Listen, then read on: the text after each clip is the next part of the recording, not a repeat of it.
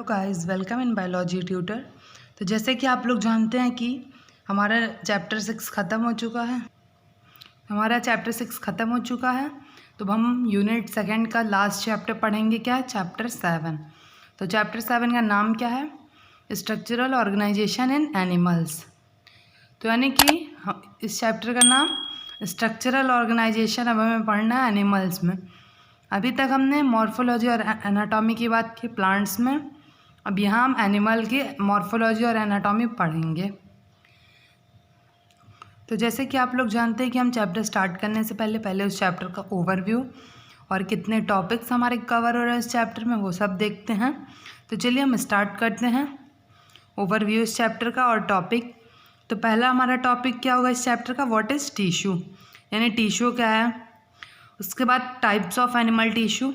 तो mainly animal tissue हमारा 4 types का होता है: epithelial, connective, muscular and neuron. Next हमें पढ़ना है फ्लो चार्ट ऑफ टिश्यू। हम टिश्यू का फ्लो चार्ट पढ़ेंगे। उसके बाद टाइप्स ऑफ मस्कुलर टिश्यू। तो हमारा मस्कुलर टिश्यू कितने टाइप्स का होता है। उसके बाद डिस्क्रिप्शन ऑफ एपिथेलियल टिश्यू। फिर types of epithelial. Mainly epithelial tissue हमारा 2 तरीके का होता है, सिंपल एंड कंपाउंड। सिंपल हमारा 4 टाइप्स का होता है, फर्दर डिवाइड है squamous, cuboidal, columnar and glandular. ये सब आपको नोट्स में 1 बाय 1 सब कुछ पढ़ाया जाएगा। यहाँ बस हमें टॉपिक का डिस्कशन करना है। उसके बाद हमारा कंपाउंड टिश्यू में tight junction, adhering junction and gap junction, इन तीनों के बारे में पढ़ना है। उसके बाद टाइप्स ऑफ कनेक्टिव टिश्यू हमारा कितने टाइप्स का होता है, एरोलर एंड एडिपोज। तो ये हमारा कनेक्टिव टिश्यू मेनली 2 तरीके का होता है, loose connective and dense connective. तो लूज कनेक्टिव में हमारा एरोलर एंड एडिपोज आता है और डेंस कनेक्टिव में हमारा dense regular and dense irregular आता है। उसके बाद पढ़ना है specialised connective tissue, cartilage, bone and blood. इन तीनों का हमें डिटेल डिस्क्रिप्शन पढ़ना है इस चैप्टर में। उसके बाद मसल टिश्यू, फिर types of muscle tissue, smooth, skeletal and cardiac. तो ये हमारा 3 टाइप्स का मसल टिश्यू है। नेक्स्ट टॉपिक देखते हैं। नेक्स्ट हमारा न्यूरल टिश्यू, फर्दर डिवाइड है 4 टाइप्स में, neuron, neuroglia, ependymal and neurosecretory cell. उसके बाद यहाँ तक हमने टिश्यू की बात की। तो टिश्यू में हमें क्या क्या पढ़ना है, ये इतना हमारा टिश्यू के बारे में था।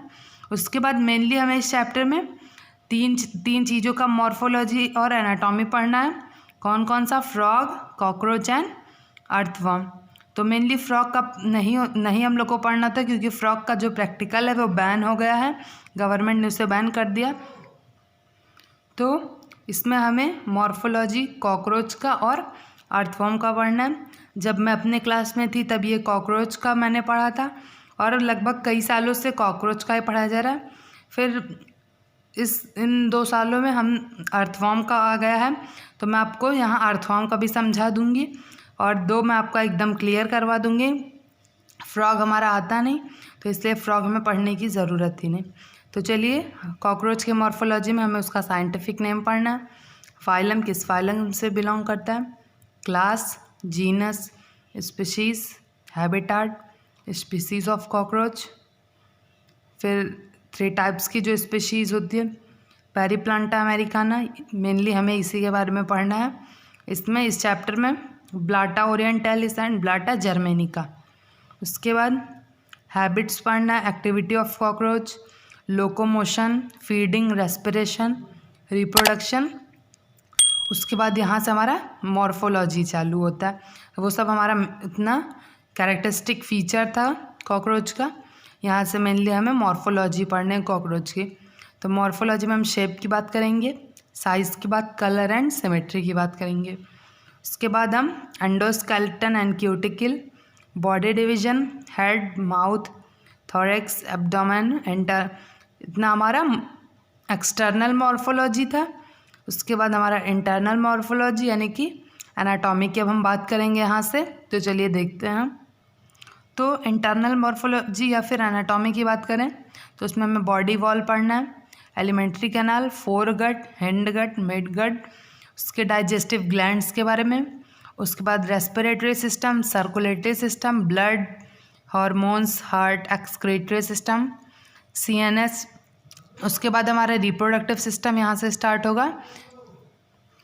रिप्रोडक्टिव सिस्टम में मेल और फीमेल का पढ़ना है। उसके बाद इकोनॉमिक इम्पॉर्टेंस पढ़ना है कॉकरोच का, और उसके बाद उसकी यूज़फुल एक्टिविटी। बस हमें इतना ही मॉर्फोलॉजी पढ़ना है और एनाटॉमी।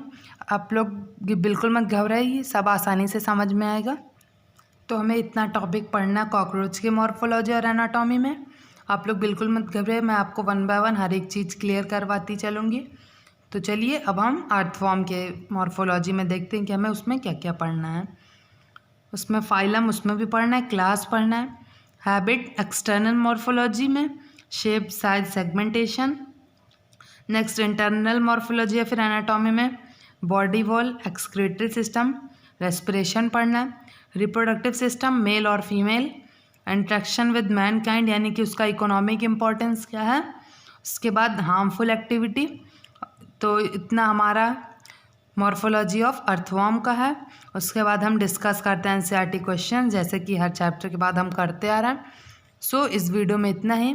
तो तब तक के लिए आप मेरा वीडियो लाइक कर लीजिए, शेयर कर लीजिए, सब्सक्राइब कर लीजिए, ताकि आपको इसके latest updates time to time मिलते रहें।